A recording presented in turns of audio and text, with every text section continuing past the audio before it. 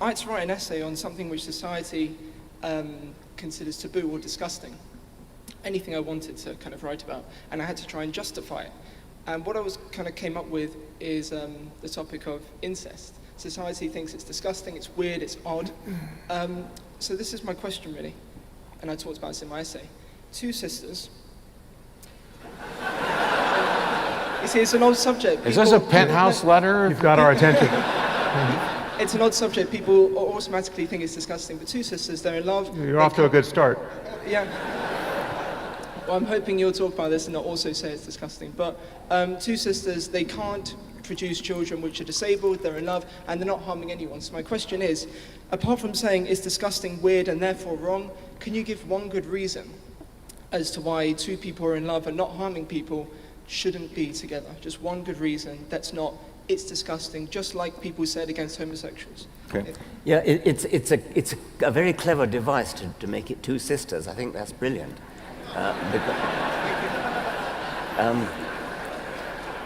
And I think that this beautifully points up the difference between absolutist morality, where you just say it's disgusting, the yuck factor, and utilitarian or consequentialist morality. I think you're absolutely right. I can see no reason at all why these two sisters shouldn't marry if they want to. It's another great clip. I suppose I think that stands. Yeah. That's going to be great on YouTube, Richard. We could make it better by just agreeing with him. Well, one thing I would add here is that disgust as a moral emotion is obviously this is part of our evolutionary inheritance, but it is a very bad machine for producing moral wisdom. And what is disgusting in one context or in one cultural context is often not in another. And I think there is a truly universal way of solving the question of how to maximize human well-being. It's not even to say that there's only one right answer, but there's certainly wrong answers. There can be many right answers, and there's certainly many wrong answers. And they're wrong not just for you and me and everyone in this room, they're wrong for everybody.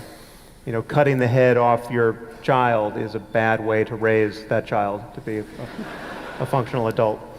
And so that's wrong answer number one. But this issue of incest, in this case, this is a thought experiment that the psychologist Jonathan Haidt has used to great effect to produce a phenomenon that he calls moral dumbfounding, where he'll produce an example like that, and he'll ask people whether it's right or wrong, and they'll have a very strong disgust-based sense that it's wrong, but then when told to give a rationale for why it's wrong, they basically come up with this very lawyerly opinion that is just a kind of confabulation. It doesn't really intersect with any kind of moral philosophy. I think one other consequentialist point I would make is that in the local case, it might well be not wrong for two people who can't have kids and can't suffer in any way to be, prosecuting their taboo love for one another. But I think part of the consequences are just what happens to society, what happens to other relationships, what happens. You're in dialogue. You're not in a moral solitude usually with your behavior. And so another example is why when someone dies, why don't we just chuck their body in the garbage, right? So it's all the same to them. There's no one to suffer that desecration. But the point of treating a dead body well is because of all the good it does for the living, right? The way it honors our relationship with the people we still love and have spent our lives connected to. So, not just the people in their life, but that individual as well. This question's come up to me. Yeah. Sam and I advocate for very almost identical versions of consequentialism.